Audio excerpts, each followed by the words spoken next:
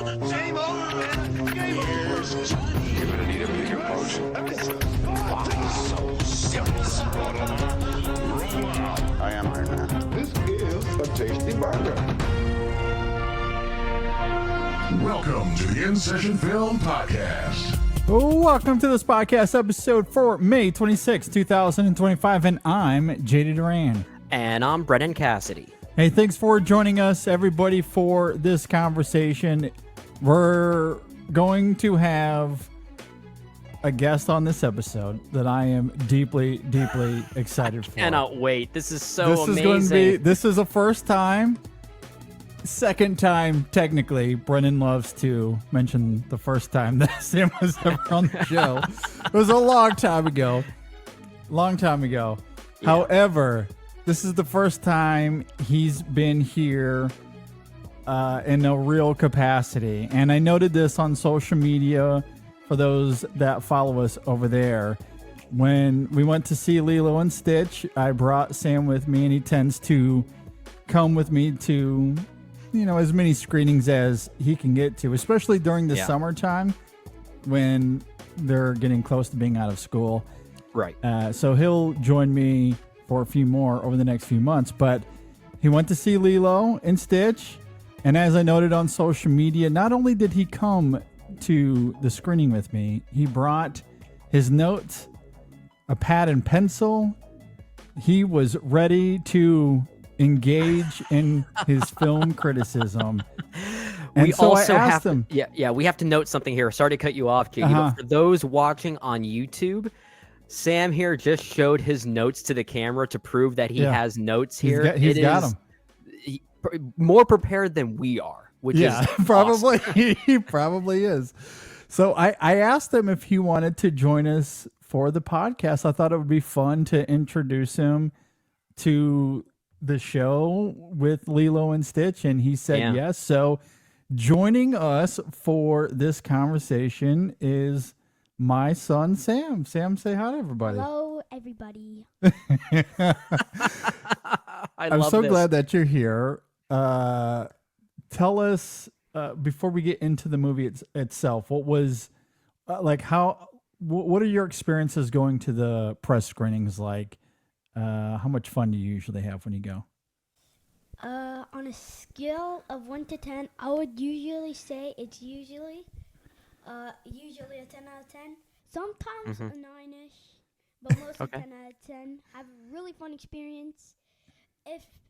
Especially like this one, if there's a lot of people, it's still fine. I just get to see the movie. Yeah. And if it's not a lot of people, I like to sometimes, if there's not specific girls, I always like to sit like wherever I want. That's the best part. Oh, yeah. And that's really it. Yeah. All right. I love it. But I also love going with this guy. Yeah. Oh, you are raising him right, JD. You really are. He's the best. He's the best movie-going buddy, for sure. There's no doubt about it. I always love getting to go with Sam. It is a treat each and every time. And, of course, the latest was Lilo and Stitch. That is what we're here to talk about.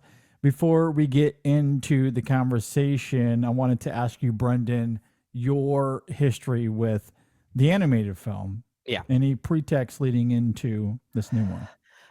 Not really. I am not one of those that would say I grew up with this movie necessarily. It's one that I actually first saw a bit later than I care to admit. I know we have a lot of fellow film critic colleagues, if you will, that are much higher on Lilo and Stitch than maybe I am. A lot of them hail it as maybe one of the later Disney masterpieces of sorts. I'm not quite that high. Admittedly, the character of Stitch himself kind of goes a long way for me. Okay. I think he's cute in doses. I don't know if I could take a full movie with him, which is where I think this conversation on the new Lilo and Stitch will get pretty interesting, because I feel like the intent here was to really double down on the Stitch-isms more than anything else. Yeah. So we'll certainly talk about that for sure. I like that first Lilo and Stitch from, what was that, 2002? I believe it was. Obviously co-directed by both Chris Sanders and Dean DeBlois. Dean DeBlois would go on to be basically the the caretaker, if you will, the main creator of How to Train Your Dragon. Yep. Chris Sanders also the voice of Stitch and returns the voice Stitch in this new movie. So very much catering to nostalgia in that regard. Yep. But I do like that movie. I like what it says about family. I actually think there's a lot of touching things about it. I like the Hawaiian familial aspect of it. That's the part of the animated movie that I think it gets the most right. The way Stitch is integrated, I think, is sometimes clever. Don't always love it, but I think it's a good movie overall. Yeah, I'm like you in the sense that I did not grow up with that film by the time it came out. I was in high school, and you know how you are when you're a teenager, you pretentiously see yourself above certain works of art, we shall say. That was not your jam at that It was age, not my jam when I was 17 years old, for sure. For sure. I was getting more into the pulp fictions of the world at that time. Yep. However, that is to say, I also caught up with Lilo and Stitch sometime later, but I don't have any sort of nostalgic tie to it. I've seen it, I think, twice since it came out. Okay. One time probably in college, again, a few years after it came out. And then I recently revisited that film, I think last year or the year before. It was somewhat in recent memory. So I've seen the film a couple of different times, but I don't have that nostalgia factor to it. I never found it to be that late Disney Renaissance era masterpieces that some people do. I agree with you. I think it's a good movie. I don't like Stitch doesn't perhaps register with me the same way it does for you. I do find him to be a fun, quirky, charming little monster in that film. But I do think the film is a little redundant at times. I think it spins its humor wheels. is, I think, at times. Yeah. Yeah. And that's really the biggest factor for me when it comes to that film. It does have a ton of heart. It has a lot of charm to it. The familial dynamic is engrossing. I agree with you. It's really great. So yeah, there's a lot to really like about that 2002 animated film. Yeah. I just don't hail it as a masterpiece, and I don't have the nostalgia factor, and that may play into my thoughts here. Yeah, with this new one a little bit. Yeah, Sam, have you seen the animated movie? Yes. Yeah, what do you think of it? Honestly, it's really good, but I don't think I've seen all of it. Okay. And I don't remember a lot of it. Okay. That's totally fair. That's totally fair. Yeah. So Sam doesn't have any sort of major tie to it either. I think we're all coming at it in the same way. Yeah. Yes, very much so. Very much. Okay, with that laid out, let's go ahead and jump into this if you guys are ready. Let's talk about Lilo and Stitch again.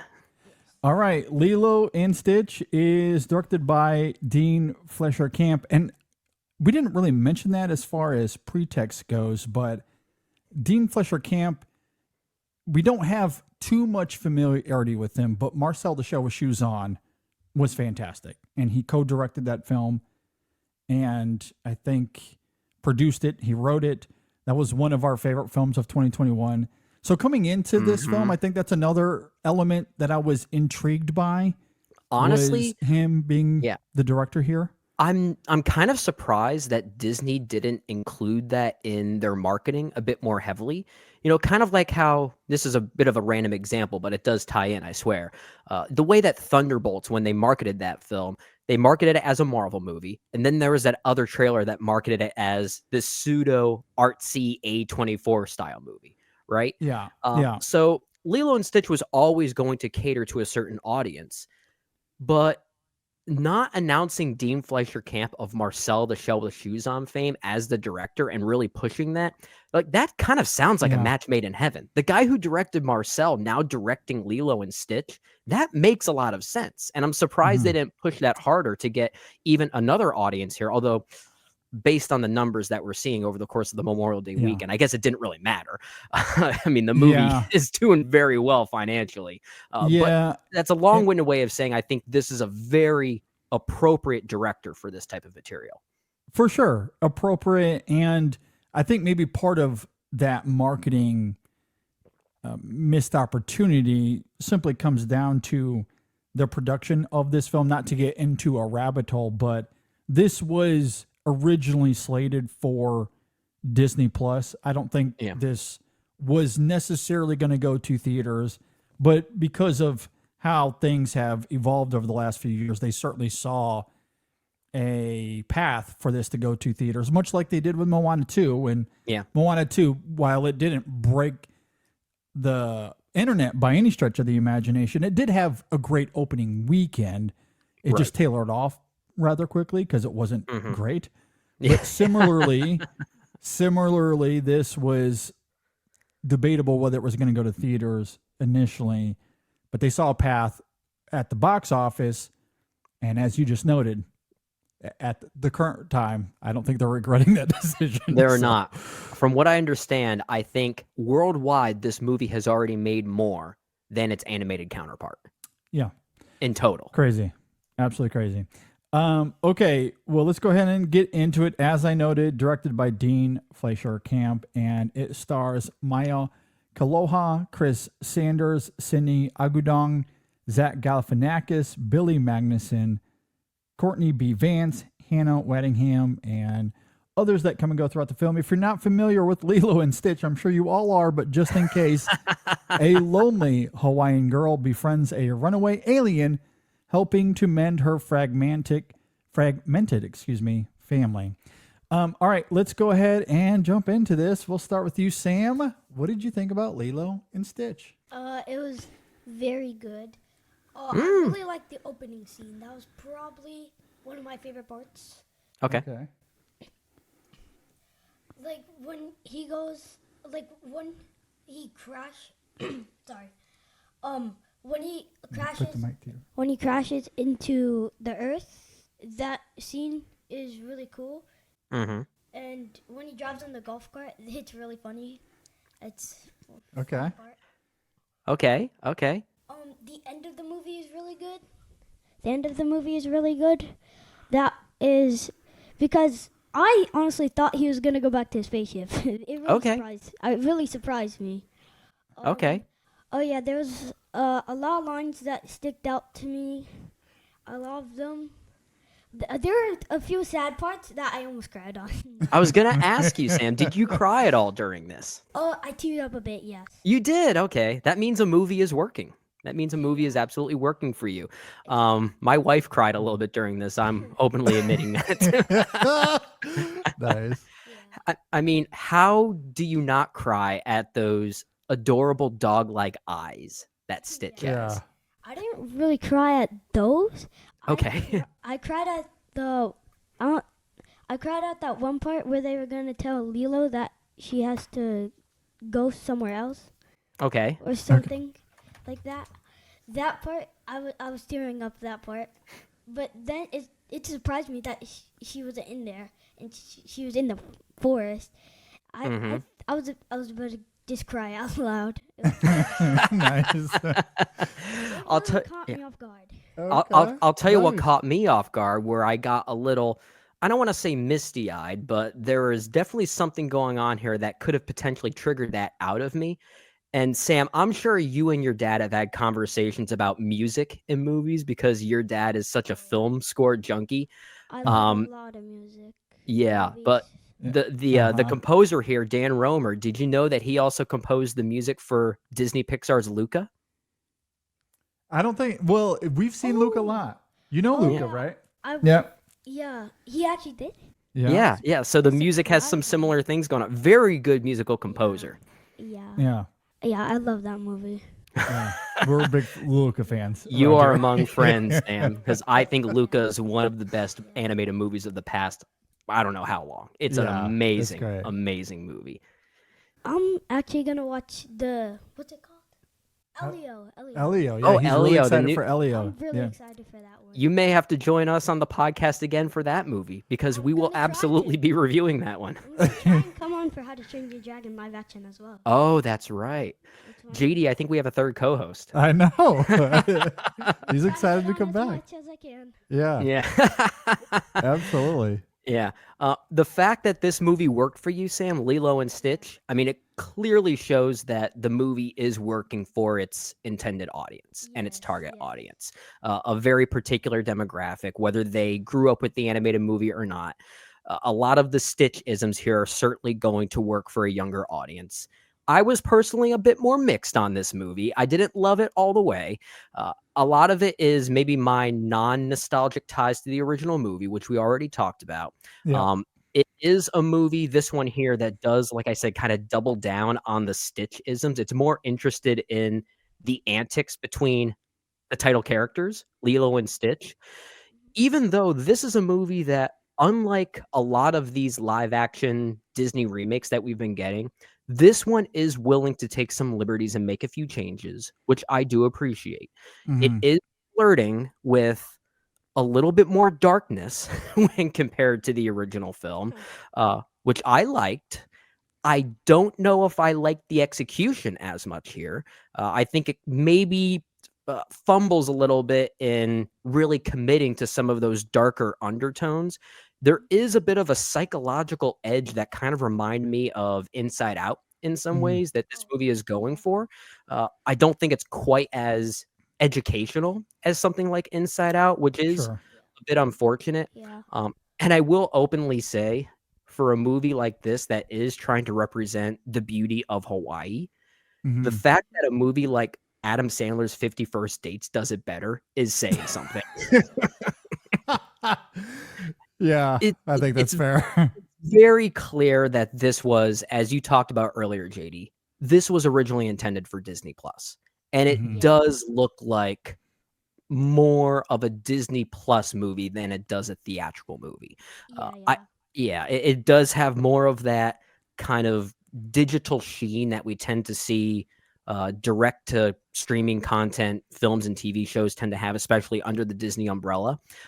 Doesn't quite have the cinematic language, especially given that this is, taking place in one of the most beautiful lands on planet Earth. And I do kind of wish it capitalized on that a bit more. So overall, I am mixed on this one, but I certainly like it more than Snow White from earlier this year. Yeah, it's hard to get lower than that. The bar was on the floor with that film. Had nowhere to go but up. Yeah, I don't know if it's because I don't have that strong nostalgic pull for the 2002 animated film. Again, it's a film I do really like. I find it charming, but I don't have that strong pull for it. So I think having those lenses removed here, I was able to enjoy this film for what it is. And I find it equally as charming. I do think that you're right. In terms of its visuals, it does look like this was made for Disney Plus. In terms of style, tone, its aesthetic, it certainly does not take advantage of the landscape at all. There really isn't much cinematic value here, which I do think is disappointing because obviously Hawaii, of any place on Earth, has arguably the most cinematic value in terms of lush visuals. Yeah. It's gorgeous. It's absolutely gorgeous. Certainly up there as far as, one of the world's most evocative looking places. And you just don't get that in this film. Aesthetically, it is a bit dull, a bit bland. But I will say, I think the heart of that original film is here, which is why some of the discourse around this film is straight up baffling to me. Straight up baffling. We'll have to talk about the ending. I have thoughts about the ending and how it relates to some of that discourse as you're talking about. Yeah, it absolutely blows my mind. And I get it. I get it. Trust me, I live in this world as much as everybody else does. And yes, it is the disingenuous, bad faith, clickbait engagement that gets the most views and the most likes on social media. So that's why people indulge in that kind of behavior. But it's ideas on family, it's cultural themes that are present in that first film. They are very much here. Despite the viral tweets you might see on Twitter, they are very prevalent, brazenly prevalent in this film, but it is repackaged in a new and different way. And ultimately, I admire that. I respect that. It reminded me a lot of my experience with Mulan. Is the live action Mulan a great movie? No, I don't think it's a great movie, but I deeply respect that film and really like it because it is nothing like its animated counterpart. And that's what I want out of these live action remakes. I want them to repackage the material, the story, the characters, the themes in a new and different way. This film is entirely successful at it, but it does do that. It at least stretches itself a little bit. And some of these live action remakes have not done that. So again, we're talking about the bar being on the floor. Is this able, like, this film isn't like skydiving to new heights by any stretch of the imagination, don't get me wrong. But when the bar is on the floor and this is doing something that is above that, certainly above that, I still find it refreshing. I find it refreshing and the heart is there. And also I was absolutely floored by Maya Kaloha. She is endlessly charming and she is so adorable here. She is adorable. She's really mostly adorable because she just seems like a cute kid, regardless of her performance. I will admit, I mean, and I'm trying to be nice here because she is I think she's only 7 or 8 years old, maybe 7 by the time this was filming. She may have even been 6 by the time she was filming this. I do think her inexperience as a young actor does show, but at times I think the movie does kind of capitalize on that cuteness and that, that insecurity. I think that's where the film was potentially very interesting in maybe getting to a bit more of a psychological edge about what it means for children at this age to basically be unable to regulate their emotions given what type of upbringing that they've had. I do find that very intriguing. That's why I made the Inside Out comparison earlier in my opening thoughts, because I think this movie is kind of flirting with that childlike volatility. I don't know if it fully commits that, but I think that's at least an interesting angle for something like this. And I think if that character falters at all, I think it's everything around it in terms of the storytelling, again, the style. That's very fair. Because I think she is, like, the energy, the vibrancy she brings to that character is really great, indicative of the animated film. The other thing I was really struck by here is the poignancy also with the character. There are some close-ups on her where she has to convey anger or disappointment, and she does it in a way that I think is mature beyond her years. She's 6 years old, and I'm not saying she's the best child actor we've ever seen. Don't get me wrong. But I was taken aback by... I think Sam's the best child actor we've ever seen. Exactly. He should get into it. He's really, really great. But some of those close-ups when she has to convey that disappointment and anger or desperation, I think she more than delivers there. I think she's really, really great in that regard. So as much as the film emphasizes that vigor and that vibrancy in the character, I think she's able to tap into that emotion in a really great way that is effective, that is called upon here several times. Honestly, the only time it felt a little manufactured for me, and I'll say this without spoiling the film too much, but there's that moment there on the beach with Stitch where her and her sister Nani are having to tap into any overt emotion that is a bit manufactured because they're having to, again, convey that emotion to something that's not there.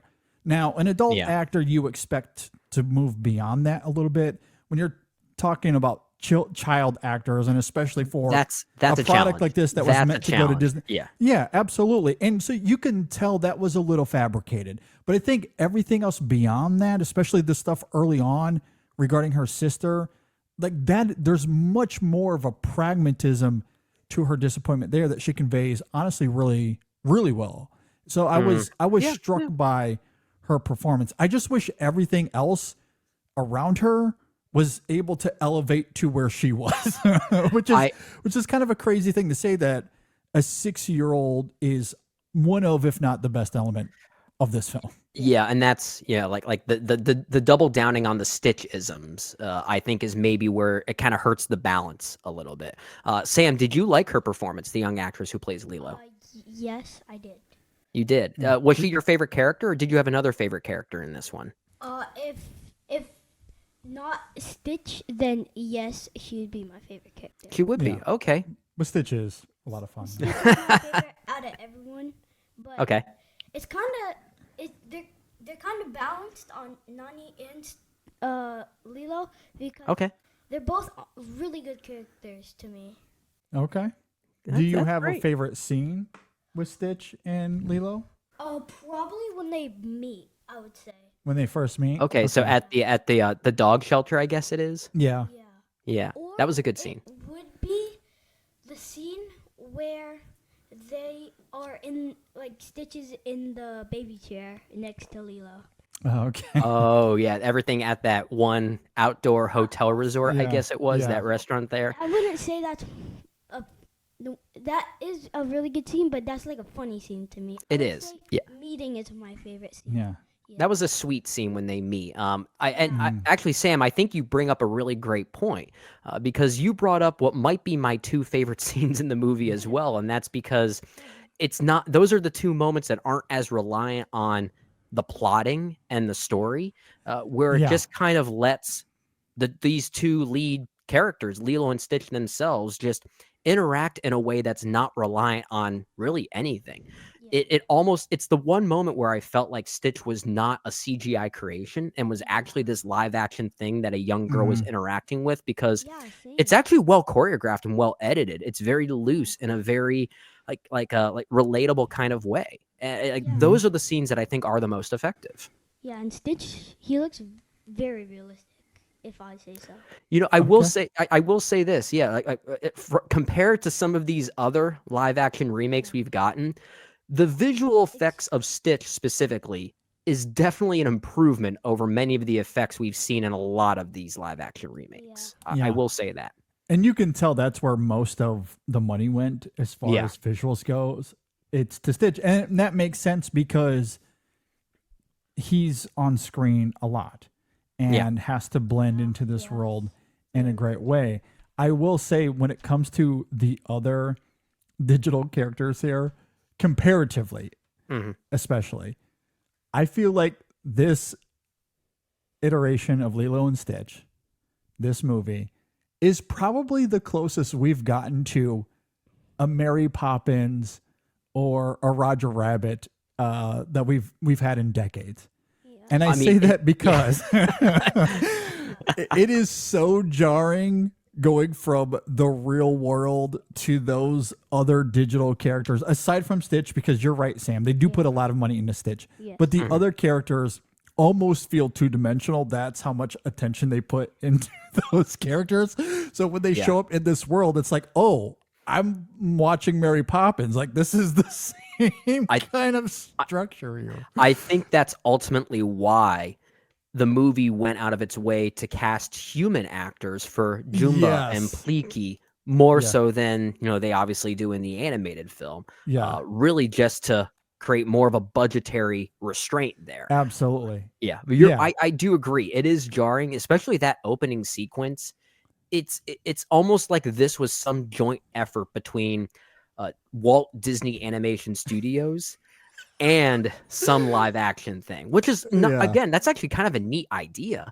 I would kind of like to see. I mean, because I liked that style. Like, Mary Poppins is fantastic. I love that film. And when you have 2D animated characters interacting with real people, there's a lot of charm and a lot of fun to be had with that style. I do really like it. It's not the intent of this film by any stretch of the imagination. The budget just isn't there, so I don't blame the animators necessarily. And the Stitch stuff, to Sam's point, does work.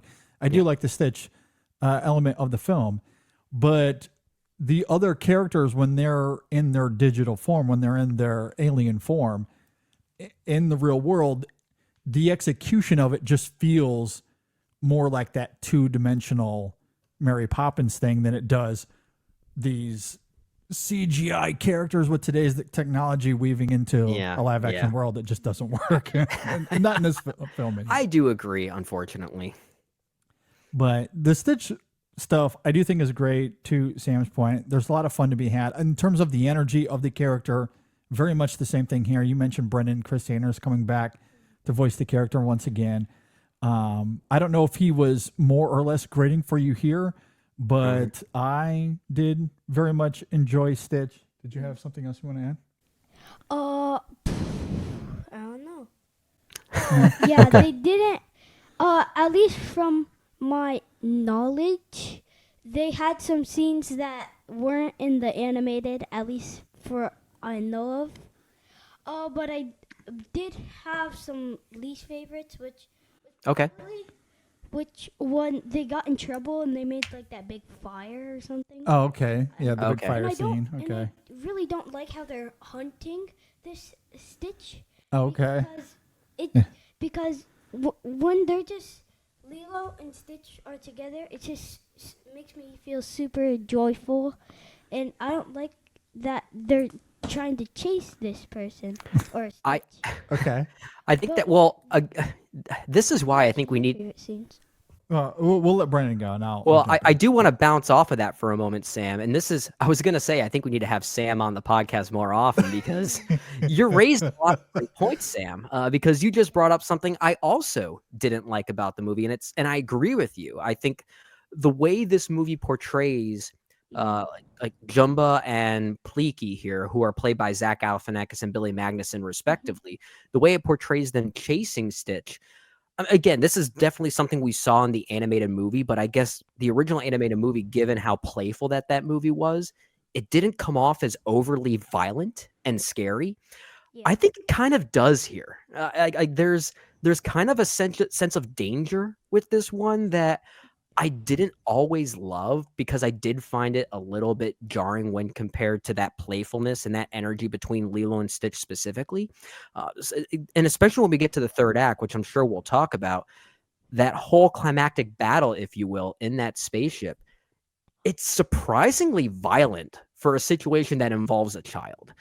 And I kind of found that I for a movie that I think is flirting with some more interesting psychological edges, it's interesting that the movie is more interested in going more physically dark than it is mentally dark. And I didn't always love that. I thought the balance there was just a little bit weird. Yeah, I think that's very fair. I mean, this is a film that is ultimately pandering to young children, so I understand why they try to strike that balance here. But in some ways, I do wish they committed to that a little bit more. That would have really struck a major difference between this film and its animated predecessor. But I do, I guess, appreciate again that they're making the attempt, even if it doesn't always stick the landing. No pun intended. It's more of an execution thing for me. Yeah, absolutely. I certainly don't mind that they're attempting that. And to your point on the execution, I think that's where the film certainly gets its most schmaltzy with that scene on the beach. And there is, of course, a healthy dose of sentimentality to this film, as you might expect given the animated film. And this similarly commits to that. And that beach scene perhaps gets the most schmaltzy. Same thing with having to save Stitch there in the water and how all of that kind of plays out. Again, given what the animated film is, I don't want to be too hard here, because I don't think that it needed to really do anything stylistically or tonally too detached from that. Right. But again, it's not the approach. For me, it's similar to you, Brennan. It's just an execution thing. Just an execution thing. But I still think there's plenty of charm, plenty of far. And again, as I noted earlier with the Ohana stuff, it is here. It is repackaged in a very different way. It crystallizes with that beach scene and the coda that we get at the end of the film. It is very much here. Again, brazenly here.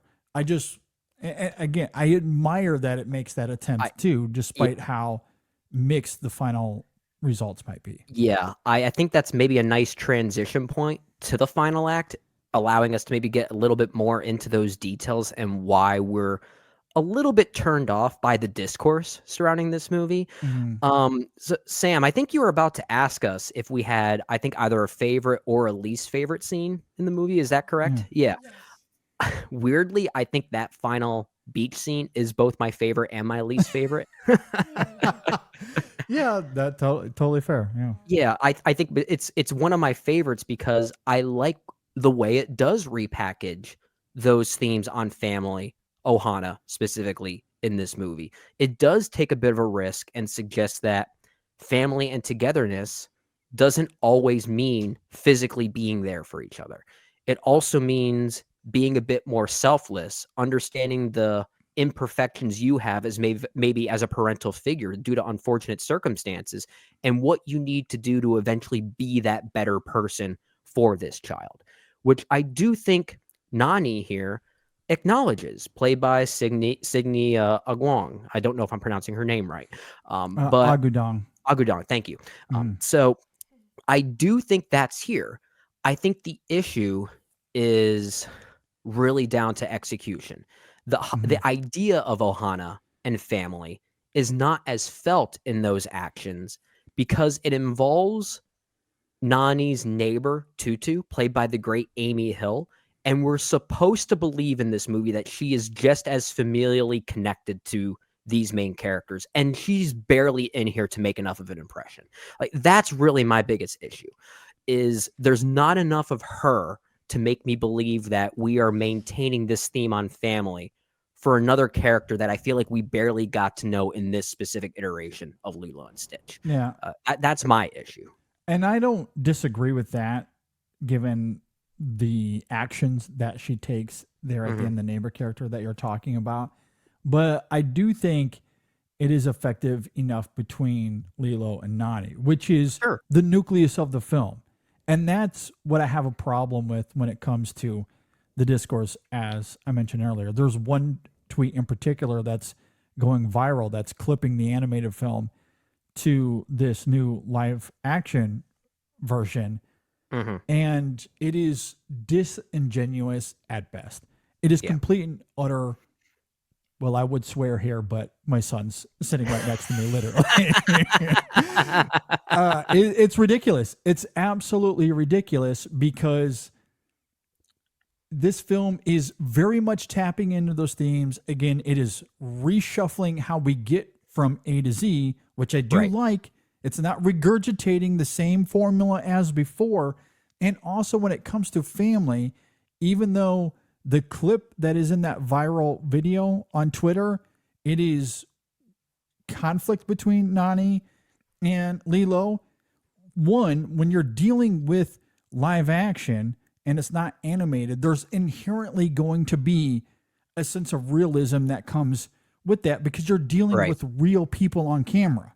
It is a different energy than live action. And when you're dealing with children in the real world, there is conflict like that arises, especially given what Lilo does throughout this film in terms of putting stress on her sister and the responsibility that she does have. She's acting as a child. It's not that she's in the right or wrong. It has nothing to do with right or wrong. She's doing what a child does. But a child doing what a child does doesn't mean that there isn't conflict. It doesn't mean that there isn't stress on the person that is responsible, in this case, her sister. So that level of conflict in context of this film at that point makes a lot of sense. Makes a lot of sense.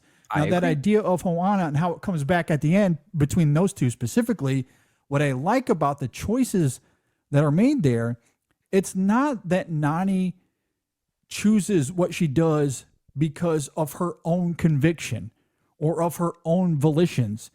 Where she goes in those final scenes, speaking of Nani, she does not choose. She doesn't choose that on her own. It is Lilo, again, tapping into those themes of family and culture. And to your point, Brennan, as well, to add further substance to it, you don't have to be it doesn't like proximity doesn't mean like Ohana doesn't mean you have to be in the same room together, sharing the same exact experiences all the time. Right. Like it goes beyond place and proximity. And that is literally the learning curve of LILO in this film. That is her arc. Yeah. So those viral tweets on Twitter are completely ignoring. They're ignoring the arc context of the central character. There's no context. Yeah, they're taking It is that one. utterly ridiculous. They're taking that one scene from the middle of the movie and saying that the movie here abandons its ideas on Ohana when it doesn't do that. It doesn't do that at all. Yeah, it doesn't do that at all. You don't have to like the execution of it. I'm not saying that. Yeah, but it is very much there. Wholeheartedly is it there, and just pretending that isn't in the film because it's repackaged in a different way and you don't like it because it's not the animated film. What are we doing here? What conversation are we provoking here? We're wasting everybody's time. It makes no sense to me. It is very much in the film. I liked it. I thought all of that was great, especially because it adds an element that isn't there in the animated film. And so that the repackaging of that specifically through the lens of the sisters, I do think is endearing. It's charming. And I love that LILO is the catalyst. She's the one that provokes her sister to take to take on this new aspect of her life that we see there at the end. And I think it's handled with a bunch of charm. It's a mature decision. Yeah, it's very mature. Yes, exactly. I love that. And I know you did as well. You want to speak to that, Sam? The stuff at the beach and everything we get at the end? At the end, really good. I like the I would say end credit scene where they're in the dorm and then they shoot the portal gun. Oh yeah. But the portal gun. Yeah, that's what I would say. Yeah. But one of the things that I liked for when they trying to hunt down Stitch is that they're using sleep darts and not like bullets. I wouldn't expect that they would actually use those because it's a children's movie. Yeah, that's a very fair point. That's a very fair point. Bullets to be. Yeah. I'm glad the movie doesn't go that hard with it. Yeah. But I. Oh, keep going, Sam. Technology and I really like I don't know, the queen, I should say, for the ship. She's a really good character, actually. Yeah. Grand Councilwoman, I think is the character's name. I think voiced by Hannah Waddingham from Ted Lasso fame. She's Final a really Reckoning good fame. character. She's a really good character, and yeah. Well, it just goes to show how good of an actress that she is, that she's able to give personality to that character. I do like the part where Nani is the swimming coach. That's a really good part. Yeah. And I want to know if they actually did served. I want to know if they actually served. Oh, they probably did. No. They probably did. Yeah. I hope it wasn't on some soundstage that they just filled with water. I mean, who knows? It is Disney. So who knows? They'll do anything, really. Yeah. Yeah. But if they did do it, it would be good because then they have all the people already there and they don't have to have actress. That's true. Yeah. Mm-hmm. That's very true. But I'm guessing you're trying to look that up, JD, if they actually did. I am trying to find it. I'm not reading anything on that specifically, but I am trying to. But on the beach parts, there is some that I don't like. It's when not LILO, Stitch is holding LILO underwater. I don't really like that scene. It's just, little intense. Yeah. Okay. And I don't like it because it's a children's movie and they're drowning, which I don't really like that. Yeah, that's the moment where my wife started crying. And I said, "Oh, so you like the movie?" She goes, "No, I didn't like it." But I do like a lot. One of the lines that really sticked out to me, I was hoping to hear, and it was when they say Ohana means family. That one That one I really sticks out to me. Okay. Yeah, but I like how Stitch, like when he goes to the dog facility, I like how he just like when he's going up behind Lilo, he looks at the dog and then he puts his antennas down. yeah. Tries to make himself more dog-like. Yeah, that was really cute. I like when there's that one scene with I don't know his name, but Okay. But he's like, "You sure that's a dog?" And then yeah. and I like when he goes like Ruff. That's so funny. Yeah. Stitch is a lot of fun. I love Stitch. A lot of fun. Yeah. And when he stays on Earth, I thought he was. Oh wait, I already said that. Well, yeah, you thought he was actually going to go back on the spaceship with them. It did feel like it was doing that at some point. For the people that's hunting him, I don't really like their alien form. It's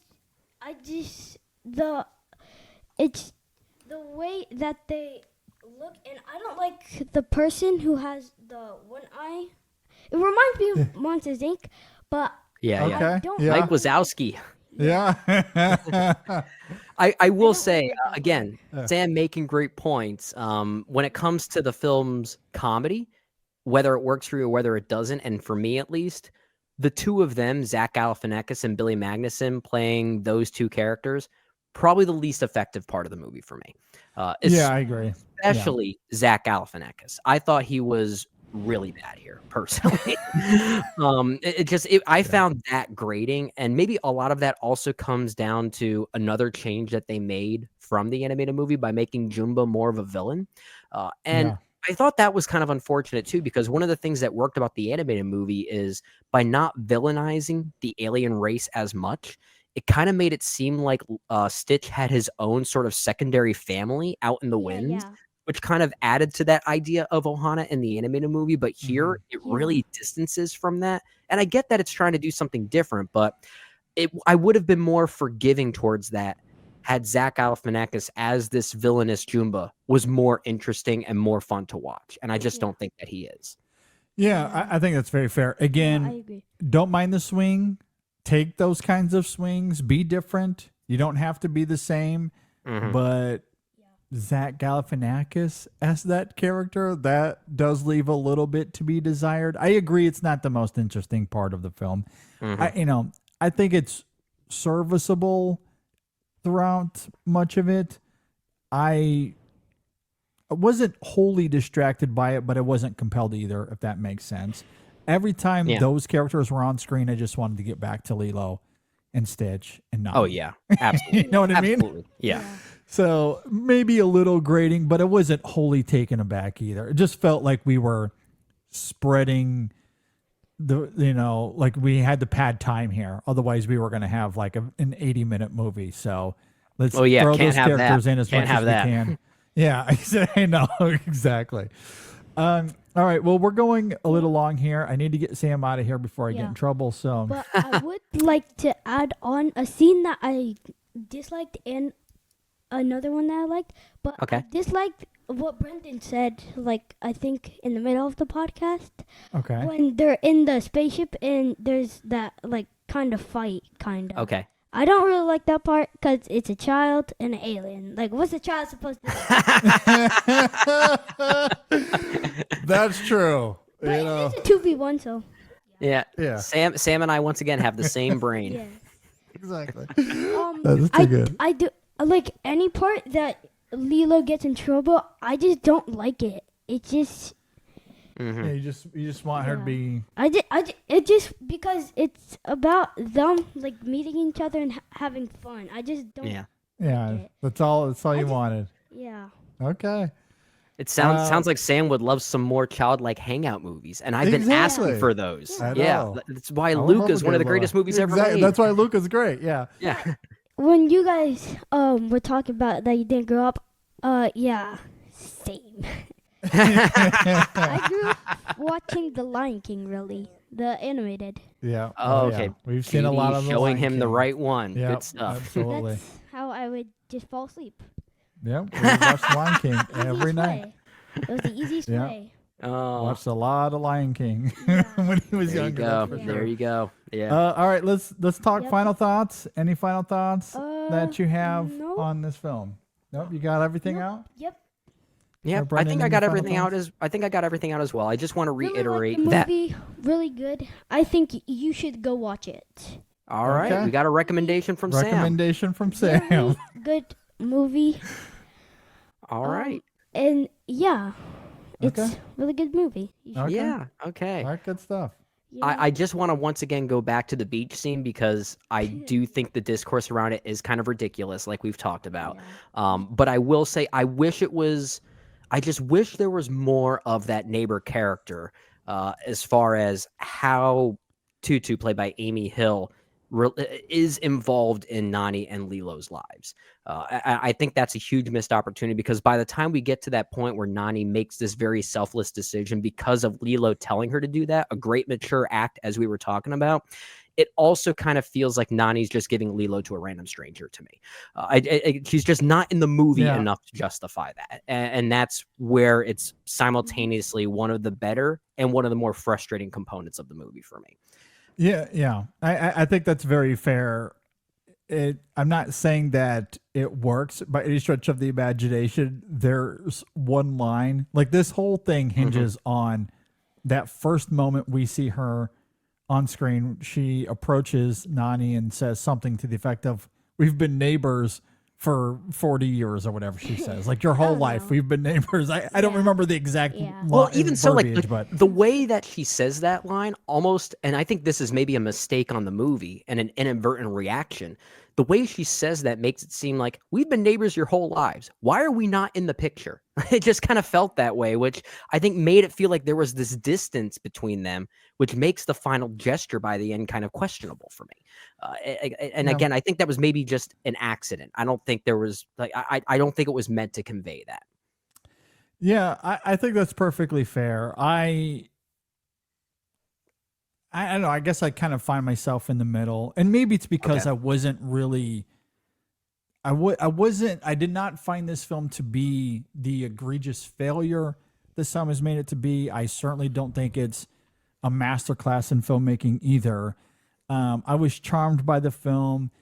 I had a good time. I wasn't filtered through some sort of nostalgic lens, so I came into the experience pretty clean, and I think it delivers its heart and charm in the right ways, which is what that animated film is for me. It doesn't go too much beyond that, so again, take that for what it's worth. I know some out there listening do find that animated film to be quite masterful. That's just not my experience with it. So I think this film delivers on the heart and charm enough that everything else was able to skate by, including the neighbor character, who, to your point, Brennan, is hardly in the film. We get that scene early on. She shows back up, I think, another time in between the sequence, the montages of Nani trying to find a job.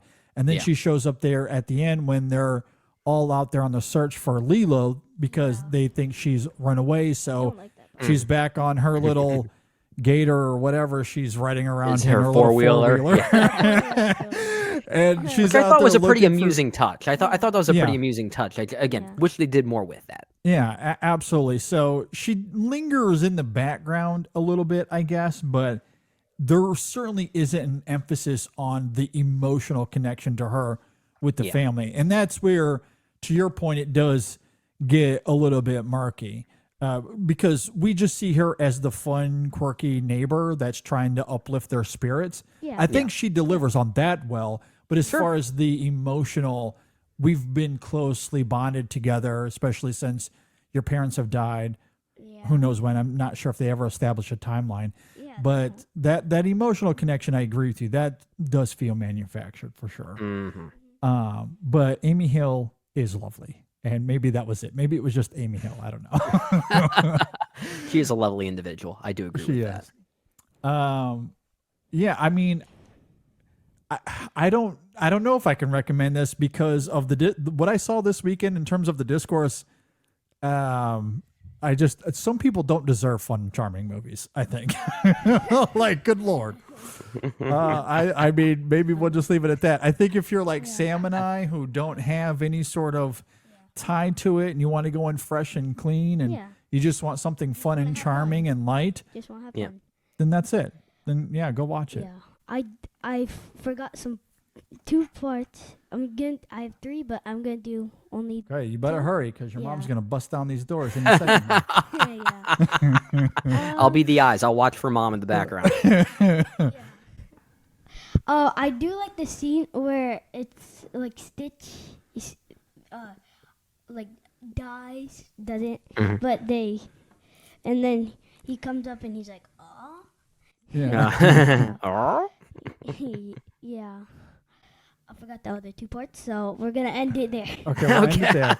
I did promise Sam that I would give him space here because he does have a YouTube channel where he likes to upload his YouTube videos that he does. You want to tell everyone your YouTube channel? TTZell on YouTube, spelled TTZELL. So you spell it.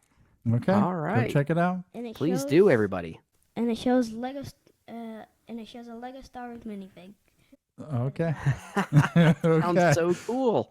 All right. Well, with all of that said, we're gonna wind down here. We do have a review for Mission Impossible: The Final Reckoning that is available right now. The great Griffin Schiller joined us for that conversation. It was lovely. It was spirited. It was cathartic for all 3 of us. I think it was fantastic. So go and check that out.